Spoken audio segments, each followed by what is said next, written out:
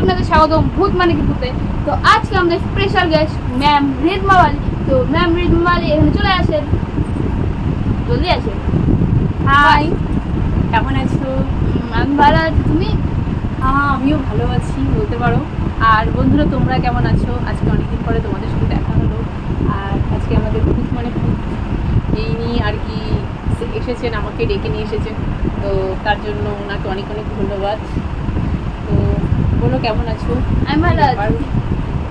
আর আজকে আমাকে কি স্পেশাল ব্যাপারে ডাকা হলো? স্পেশাল ব্যাপার, আমাদের এই যে চ্যানেলটা, এটা হচ্ছে অনেক বিভিন্ন রকমের স্টোরি নিয়ে, যেরকম ভূতের স্টোরি, মানে কোনো একটা স্টোরি নিয়ে। আচ্ছা, তো এর জন্যই আপনাকে ডাকা হয়েছে যে আপনি কোনো একটা স্টোরি বলবেন, আপনার লাইফের কোনো একটা হরর ঘটনা। অ্যাকচুয়ালি তো ঘরের ঘটনা শুনলে আমার এমনি ভয় লাগে, একটু বেশি ভয় পেয়ে যাই, একটু বেশি একদম গভীরে ঢুকে যাই, ভাবি যে সত্যি কি ভূত আছে কি না আছে। আর আমার সাথে এরকম একটা ঘটনা হয়েছে, আর ওটা ভাবলেই আমার এমনিও লোকজন খারাপ হয়ে যায়। তো আমি ওই জন্য বলতে চাচ্ছি না, ঘরের ঘটনা আমার বলার একদমই ইচ্ছা নেই। না, আপনাকে দর্শকদের জন্য বলতে লাগবে। যখন জোর করছো তাহলে তো বলতে হয়, না বলেও থাকতে পারছি না, কারণ কি এরকম একটা ঘটনা হয়েছে, তার জন্য বলাটা তো উচিত। তো ওই জন্যই বলছি। তো একবার কী হয়েছিল, একবার আমরা আর কি ফ্যামিলি সবাই মিলে আর কি ঘুরতে গেছিলাম, একটা থাকে না রিসোর্ট টাইপের। তো সেখানে গেছিলাম, ওখানে স্টে করার জন্য গেছিলাম, যে ওখানে থাকবো, স্টে করবো। গরমের সময় ছিল, পাশে সুইমিং পুল ছিল, পার্ক ছিল, টাইম স্পেন্ড করার জন্য, ছুটি ছিল, হলিডে ছিল, তার জন্য ফ্যামিলি সবাই মিলে ভাবছিলাম যে একদিনের জন্য গেছিলাম। যাই হোক, সেদিন তো সারাদিন ঘুরলাম, রাত্রে শুতে গেলাম, সবাই টায়ার্ড হয়ে সবাই শুতে গেলাম। তো সবার আলাদা আলাদা রুম। তো আমি আমার হাজব্যান্ডের একটা আলাদাই পার্সোনাল রুম ছিল, আর বাকিদের সবার ফ্যামিলির সবারই একটা করে দুটো রুম নেওয়া হয়েছিল। ওখানে ওরা ছিল, আর আমি একসাথে আমার হাজব্যান্ডের সাথে ছিলাম। ঠিক আছে, তো রুমটা দেখে তো আমার প্রথমে ভাবলাম যে রিসোর্টের মধ্যে জঙ্গলের মাঝখানে রুম তো নেই, মনে মনে এরকম একটা লাগছিল। কিন্তু তাও ভাবলাম যে না, এরকম কোনো ব্যাপার হবে না, এটা তো মনের একটা ধারণা। যাই হোক, রাত্রে অনেক টায়ার্ড ছিলাম, তো শুয়ে পড়লাম। হঠাৎ করে আমার কি হলো, এত টায়ার্ড, তাও আমার ঘুমটা ভেঙে গেল। আমি নিজেই বুঝতে পারলাম না কেন ঘুমটা ভেঙে গেল। তো ঘুমটা ভেঙে গেলো। যাই হোক, আমি ভাবলাম একটু বাথরুমে যাওয়া যাক, কেন একটা জায়গা থেকে এক জায়গায় গেলে ঘুমটা অবভিয়াসলি ভেঙে যায়, ঘুমটা ঠিকমতো হয় না, সেটা ভাবলাম। তাহলে একটু বাথরুমে যাওয়া যাক। বাথরুমের দিকে যেতে গেলাম, তখন দেখছি যে বাথরুম থেকে হঠাৎ করে মেরে ঢোলনা গানটা শোনা যাচ্ছে। হ্যাঁ, এটা অবশ্যই যে বাথরুমে বেশি হরেন, কোনো একটা এটা কি কোনো হতে পারে? হ্যাঁ, বাথরুমের থেকে এরকম কোনো একটা হরেন ফিলিং আছে, হরেন জিনিস বাথরুমে হয়, অনেক শুনছি আমি তো এটা বুঝতেই পারছি না যে ওখান থেকে বাথরুম থেকে কীভাবে ওপরে মেরি ঢোলনা গানটা আসতে পারে, এটা কোনোদিন পসিবল কীভাবে? তো যাই হোক, বাথরুম থেকে হঠাৎ করে মেরি ঢোলনা, তার তো আমার তো বাথরুম তো হয়ে গেল, বাথরুম তো শেষ, বাথরুম করা তো গেল না, ভয়ে আমার বাথরুম অ্যাকচুয়ালি প্যান্টিং হয়ে যাবে এরকম মনে হচ্ছিল। তো যাই হোক, তারপর ওখান থেকে বেরোয়ে বাথরুম থেকে জাস্ট বেরোলাম, তখনই দেখি দরজার ওখান থেকে বাচ্চার কান্নার আওয়াজ বড় হচ্ছিল। আমার তো একদম কি বলবো, লোকগুলো খারাপ হয়ে আমি একদম এখন এত নর্মালি বলছি, বাট ওই সময়টা আমার যে অবস্থা ছিল, হাজব্যান্ডকে অনেক ইশারাতে ডাকার চেষ্টা করছি, কিন্তু আওয়াজ বেরোচ্ছিল না, কিন্তু শুনতে পাচ্ছিল না। আর দেখি বাথরুম থেকে এরকম গান হঠাৎ করে, আর দরজার ওখান থেকে বাচ্চার কান্নার আওয়াজ। আমি জাস্ট কী যে হয়ে গেছিলো ওই সময়টা, কীভাবে যে আমি ওটা সময়টা ছিলাম, বা নিজেকে কন্ট্রোল করছিলাম, বা কান্নাকাটি বা ভয় কতটা যে লেগেছিলো আমার, সেটা আমি বলে বোঝাতে পারবো না।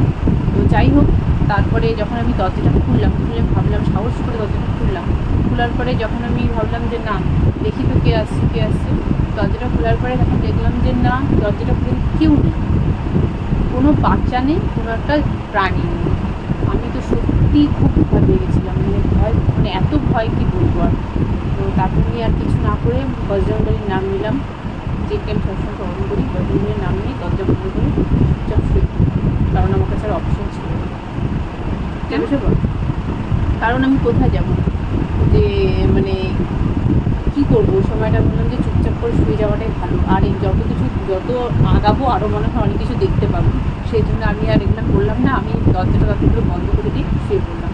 আর আমি এইসব রিসোর্ট জঙ্গলের মাঝখানে অনেক কিছু হতে পারে, এগুলো ভেবে আমি দরজাটা বন্ধ করে দিই। আমি শুনেছি জঙ্গলের মধ্যে অনেক মানে কাণ্ড হয়, অনেকবার শুনেছি আমি, মানে গিয়েছিল ট্রাই করছিলাম, দেখি না আমার সঙ্গে অত কিছু হয়নি। মানে রিসর্টটা কি, নামটা কি ছিল রিসর্টের নামটা কি বাঙালিয়ানা রিসর্ট? হ্যাঁ নামটা আমি শুনি বাঙালিয়ানা রিসর্ট।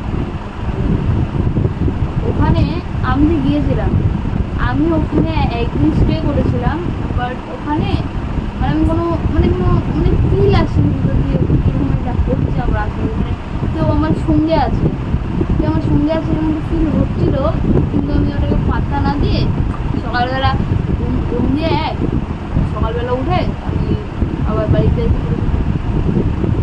তারপরে 2-4 দিন আমার জ্বর ছিল, ভালোই জ্বর ছিল। জ্বর কমেছিল তো? না জ্বর কমেনি। আর তার কয়দিন পরে মানে না আমার জ্বর আসেনি বলতে হবে, বললাম তান্ত্রিক আছে না, আমি তান্ত্রিক দেখিয়েছিলাম, তারপরে জ্বর কমে গেল, তার আগে ওষুধ না খেয়ে তান্ত্রিক থেকে জ্বর কমে গেল। মানে আমি এগুলোতে বিলিভ করি না যথেষ্ট, তাও আর কি কথা শুনে অবাক হয়ে যাচ্ছি। কিন্তু আমি ওদিন এরকম হয়েছিল আমার সাথে ঘটনা, তারপরে আমি ওটাকে আর এসে করিনি, দরজা বন্ধ করে ঘুমিয়ে পড়ছি, মানে যত এটাকে আগাবো তত মানে আরও কিছু অদ্ভুত সব জিনিস দেখতে পাবো, সেই জন্য আমি দরজা বন্ধ করে ঠিক আছে। তো এবার এটা বন্ধুরা আপনাদের সঙ্গে যদি কোনো এরকম ভিডিওর কাণ্ড হয়েছে আমাদের নিশ্চয়ই আমাদের কমেন্টে জানাবেন, তার সঙ্গে like, subscribe and share. Video এখন খুশি একটা স্টোরি বলবো। হ্যাঁ বন্ধুরা, স্টোরিটা হলো এটা যে আমি যে ঘটনাটা এখন বললাম, সেই ঘটনাটা অ্যাকচুয়ালি আমি যে কোনো জিনিস একটা যদি কোনো কিছু দেখি সেটা আমি একদম বদলে যাওয়ার চেষ্টা করি, আমি যেটা না দেখে বা না এসে করে আমি সেটা ছাড়ি না।